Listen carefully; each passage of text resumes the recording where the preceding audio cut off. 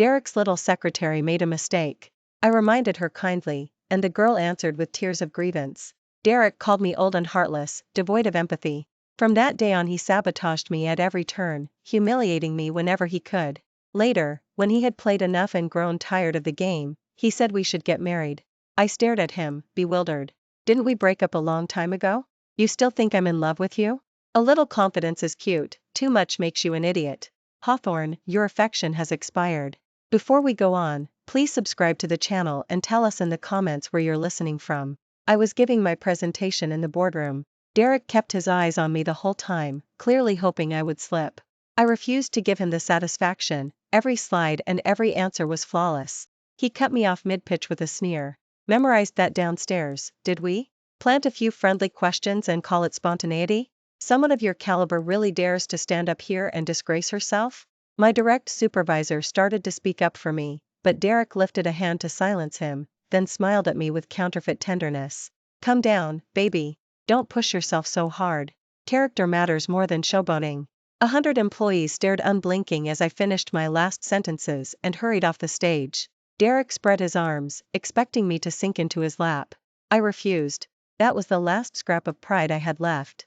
Dererick took the floor as CEO, full of fire and rhetoric, freely claiming credit for my project while shooting me poisonous glances. Some people waste company resources, he intoned. They'd do better to accept their mediocrity and learn how to pour coffee. His little secretary, Bella, flushed with excitement, carried a bouquet up to him. Dererick accepted the flowers and slipped an arm around her shoulders, praising her to the rafters. Here's this year's model of fresh talent, hardworking, meticulous, and wonderfully obedient. Everyone, take note. Bella, say a few words. The request sounded impromptu, but it was his idea of compensation for the tears he'd caused her. Bella demurred prettily, then launched into a passionate speech full of hollow, high-sounding slogans that made Dererick beam. Who doesn't love a sweet-talking, pretty secretary? I had liked the kid myself, until this morning. She had dated a contract 2024, then taken a pen and altered Dererick's signature to read 2025. When I caught it, I warned her never to do that again. One loophole and the company would hang her out to dry. She cried as though I'd slapped her, lovely little tear beads on porcelain cheeks. Dererick's heart broke on cue. He dressed me down in front of her. You've been out of school 5 years, a hardened cynic. She just graduated. You reamed her out over one digit. Was that necessary? You really are getting old and heartless. I told him to pull the security footage. He watched it, saw I hadn't lost my temper, and coaxed me to forgive him. I let it go. 9 years of love will soften a woman's spine. I didn't expect him to keep tightening the screws. He shamed me in front of the entire staff and flaunted his favor for Bella. I couldn't sit there another minute. I stood up and walked out. I left early, went home, and ripped every balloon off the wall. My chest felt so tight I could barely breathe. These past 2 months Dererick's social calendar had exploded. He no longer spent nights at my loft, and he had forgotten that today was our 9th anniversary. His heart had clearly flown to Bella. 9 years, where do I go from here, and how do I face it? Dererick showed up uninvited, Bella in tow, and opened with a demand that I apologize. Walking out mid-meeting was disrespectful. How is Bella supposed to hold her head up at Hawthorne? I'm grooming her to stand on her own, and you undercut her, and me. I looked at him, wounded. And while I was giving my presentation, what were you doing? He blinked. You said you didn't want special treatment, that you didn't want people thinking you slept your way up. I took you down a peg, wasn't that exactly what you asked for? His twisted logic left me speechless. Bella piped up in her little girl falsetto, Hawthorne, don't be hard on Leah. She must have had a reason for leaving early. What reason? Bella pondered with theatrical gravity. Well, maybe it's age? Older women need the restroom a lot. You should be more understanding. Dererick frowned and studied me. See? Even Bella sticks up for you. Why can't you do the same for her? I swear, you've turned so bitter. Anger can glue your mouth shut. I stood there, throat closed, while they turned to leave. I was still frozen when Dererick pushed the door open again, balancing a cake delivered by courier. He looked sheepish. It's our anniversary. Sorry, I forgot. Bella set a bottle of drugstore perfume on the table. Happy anniversary, Leah. I'm so jealous, you've got Hawthorne for a boyfriend. Dererick glanced at her, overflowing with fondness. Bella lowered her eyes, coy and triumphant. I picked up the perfume and slammed it to the floor. Get out! Bella screamed. Dererick yanked her behind him, furious. What the hell, Leah? That was a gift from Bella. He swept the cake off the table, frosting splattered across the tiles. You think I can't live without you? That 9 years chains me to you? Just because my grandmother likes you doesn't give you license to act out. Apologize to Bella, and maybe I'll forgive you. Another apology. Another round for Bella. I'm done competing, and I'm done pretending. I won't marry a man who hasn't even asked. 3. The cheap perfume clung to the air like turpentine. I sneezed repeatedly, a mask over my face as I cleaned the shards. Bella's thoughtful gift, Dererick's idea of sincerity, both told me exactly how little respect they had for me. He looked down on me, the woman without backing or background, now stand ing beside him. He forgot that he was the one who had chased me. Freshman year, I delivered the welcome speech on behalf of the incoming class. After I stepped down, he fixed his blazing eyes on me, handed me a bouquet of roses, and asked me out. That was Dererick's style. If he liked something, he had to own it. For the next 2 months he launched a full-court press, and my heart finally cracked open. From then until now, 9 years. The scraps of affection that remained died a quiet death long ago. His doting on Bella came from the exact same place, whatever he was willing to give. He's always been that way, only what he wants, when he wants it. I know him, and I'm not going to beg him to stay. Being dumped after 9 years is pathetic, but clinging and groveling would be even more pathetic. I texted him, let's break up. He never answered. Even our breakup left him cold, the love had already evaporated.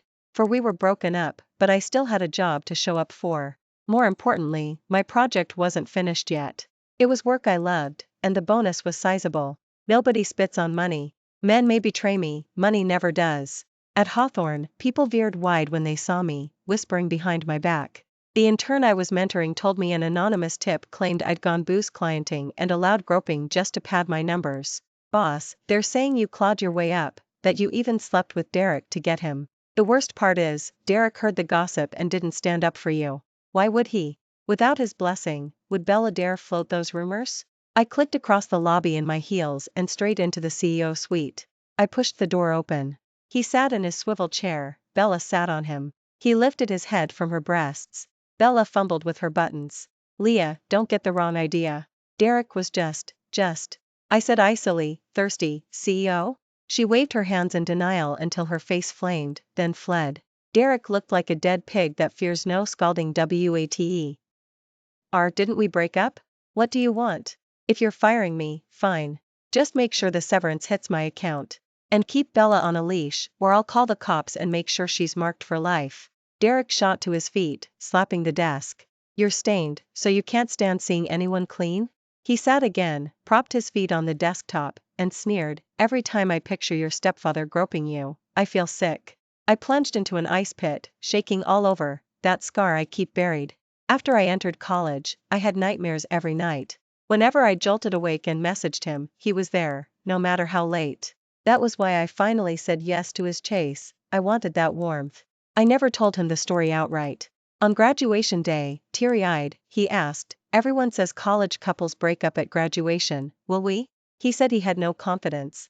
I feel like I've never truly reached your heart, like you're hiding something from me. Only then did I force the words out. And now he'd thrown it back as a weapon. They say the people closest to you can cut the deepest, true enough. I choked out, say that again. A flicker of remorse crossed Dererick's eyes. I'm sorry, that slipped. He rushed over in a fluster. Leah, don't be mad, I didn't mean it. I just don't get why you keep sabotaging Bella. Can't you see she's just like you used to be, naive and hardworking? I stared hard at the boy who once stayed up with me through the dark, now interrogating me for someone else's sake. Who could have guessed the romance we once bragged about would pop like soap bubbles? Love that can rot isn't worth salvaging. Let's break up. Dererick's anger flared. Bringing that up again? Getting addicted to dumping me? You'd end us over something this small? You're not afraid I'll actually walk away for good? Softly I said, fine, we're done. Really done. As I turned to leave, Dererick caught my arm and pulled me into a tight hug. Leah, stop this, okay? You're breaking my heart. We said we'd get engaged on our 9th anniversary, marry on the 10th, don't you remember?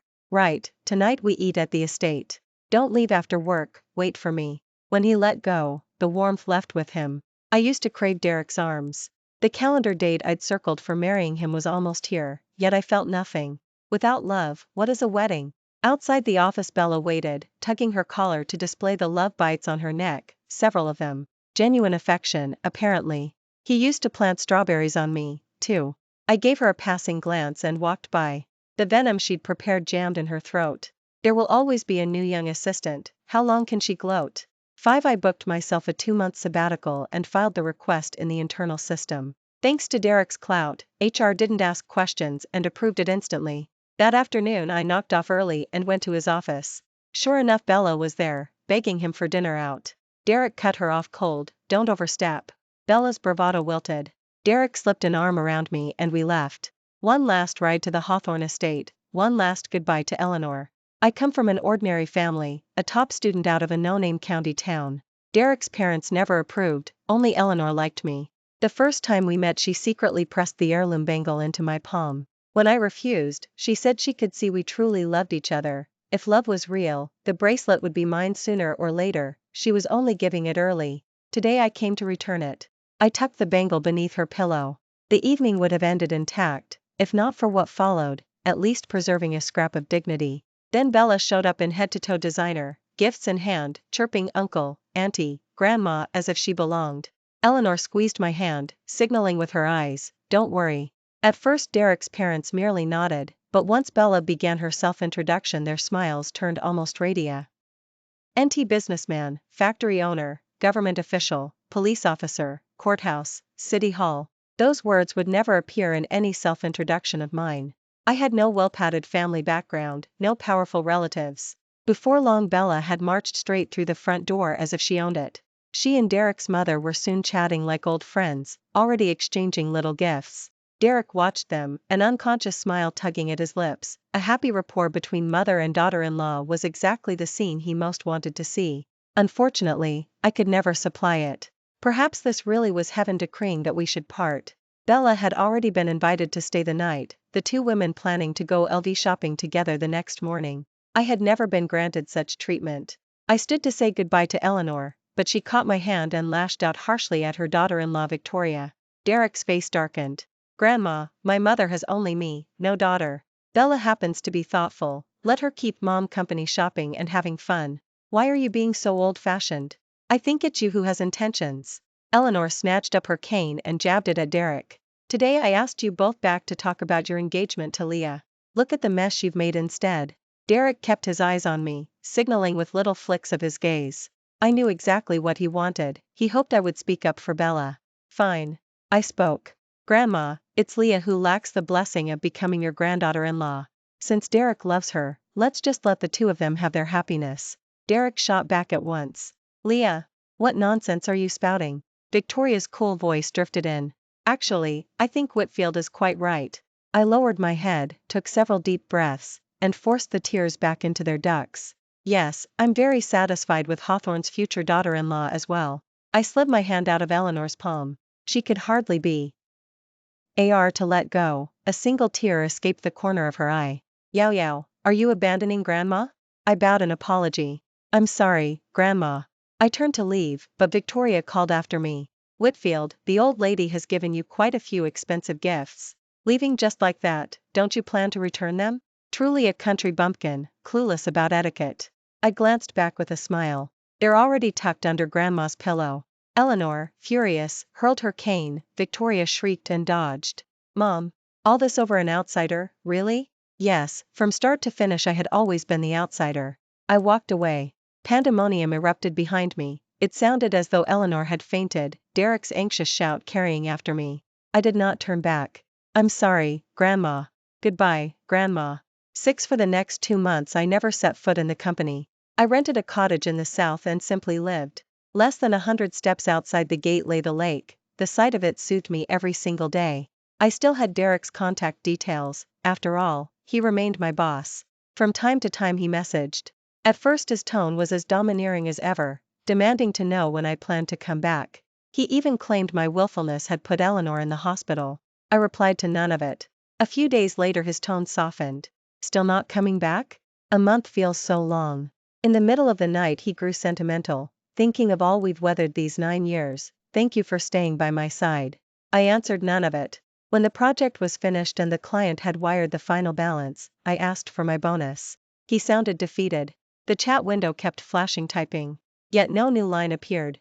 At last he sent, "The moment you come back is the moment the bonus clears." The same old trick. I didn't have to return, the money was rightfully mine. Sure enough, within half an hour $260,000 hit my account.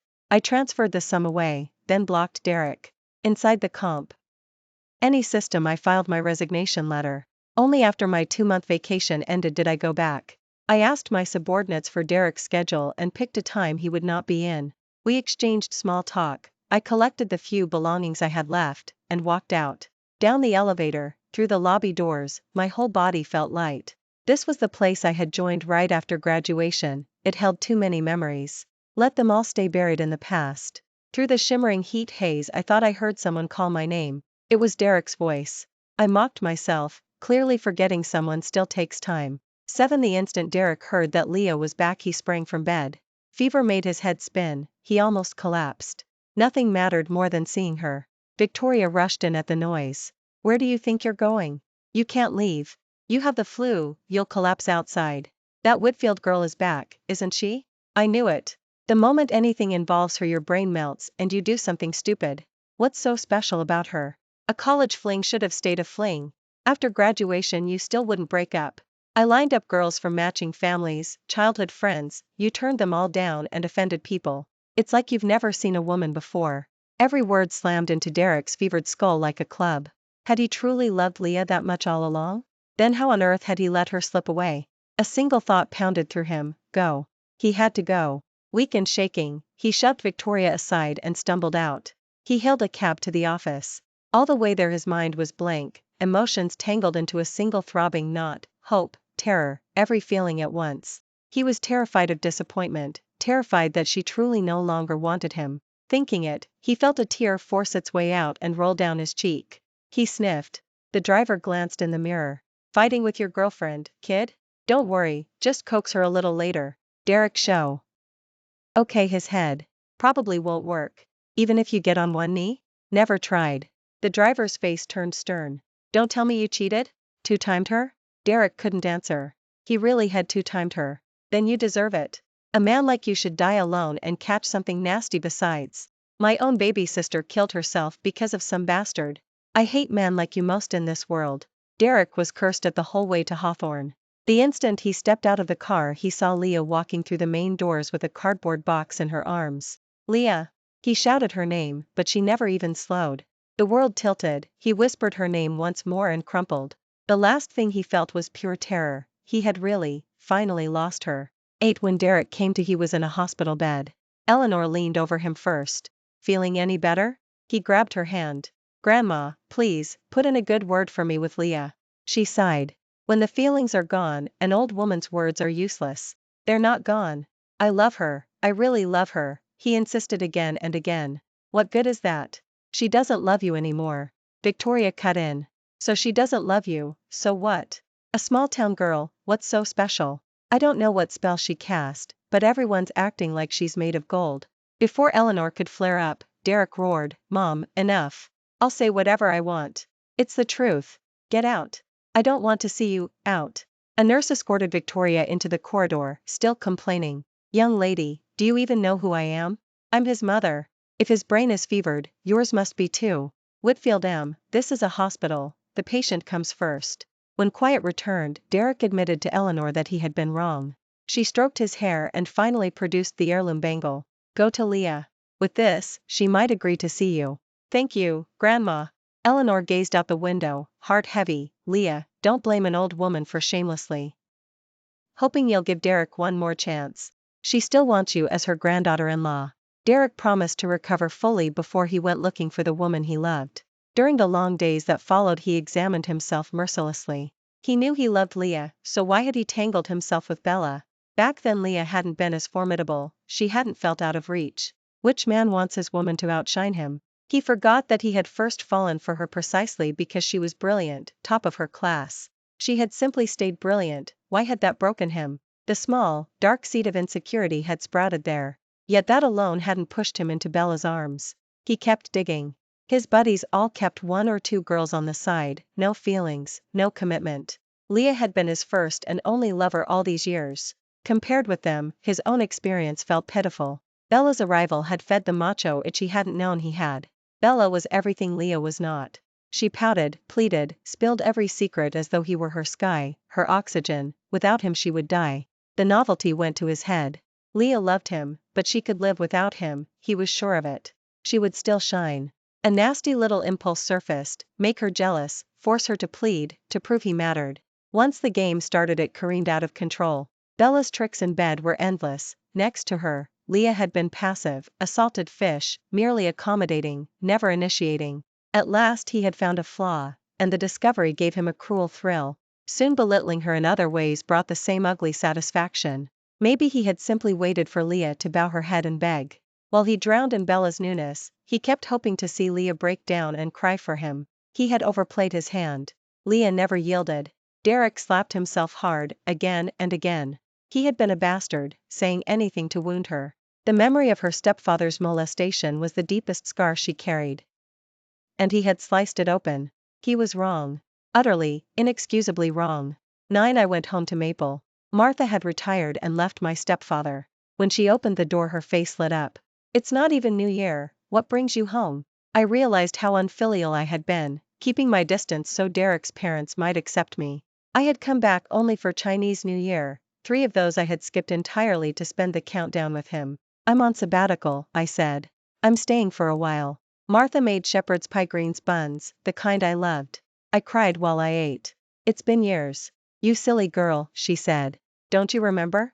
Last March I dug bags of shepherd's pie greens and mailed them to you. I cried harder. I had thrown those greens away. In fact, I had tossed every care package she sent after graduation. Knowing I loved them, she kept mailing them. Once I made dumplings with them and took a plate to Eleanor. She adored them. But Victoria took one bite and spat it out. In private she told me, don't ever feed my mother, or my son, this trash. Dererick was raised on delicacies. Wild vegetables? Cows and sheep piss on them. I burned with shame. From then on I binned every parcel of greens Mom sent. Guilt came first, later, habit. I hugged her and said I was sorry. She didn't understand, just kept wiping my tears, and her own. Only Mom truly loves me. Well, Dad too. Though he's gone, I still feel his shoulders under my knees as he carried me to the river, strung fish on a twig, and roasted them over a tiny fire. My parents had no money, but they gave me a childhood bright as sunlight. Only, later, Dad was gone and Martha had remarried. But everything they had given me stayed with me all the same. I took Martha on a trip and snapped dozens of photos of her. I had every single one printed, and when I spread them out I saw moment after moment of pure happiness. There was just one small interruption. Halfway through, a neighbor from back home rang Martha to say a man had shown up at the gate. Dererick didn't hide who he was at all. He introduced himself straight out as my boyfriend. He even brought gifts for every household on the lane. The neighbors trooped over to congratulate Mom, crowing that wedding wine couldn't be far off. Martha, old enough to know the signs, guessed the moment I came home that something had blown up between Dererick and me. She answered the well-wishers with a smile, not at all, nothing's happened. Nobody believed her. I meant to ignore the whole circus, but Dererick burrowed deep into my family tree. Before long uncle, aunt and aunt were all pleading his case. We had to cut the holiday short and go back. 11 The instant Dererick saw me his eyes lit up. Leah, you're finally home. Come back with me. I gave a cold laugh. And you are? I'm your boyfriend. Leah. He reached out to feel my forehead, certain I must be running a fever and talking nonsense. I stepped back to a safe distance. Embarrassed, he withdrew his hand and looked at me with that lovesick gaze. Leah, I was dead wrong. Bella meant nothing, just a fling. She's already been fired. I'm completely done with her. He paused, waiting for me to say something. I curled my lip.